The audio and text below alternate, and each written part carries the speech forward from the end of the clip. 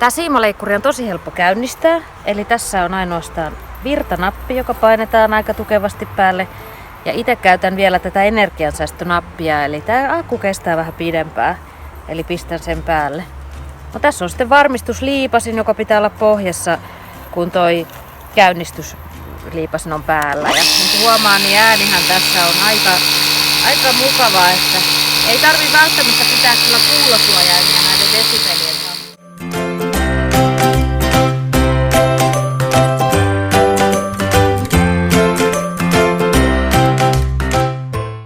Se, mikä tässä laitteessa on ehkä erilaista, on tottunut käyttämään raivaussahaa, missä on valjaat.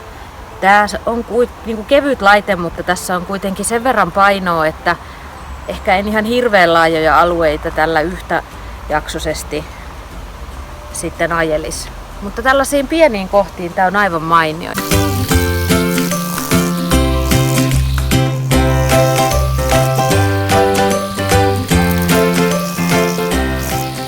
Kun tämän tekee kerran viikossa, niin tää on tosi kevyttä ja kivaakin.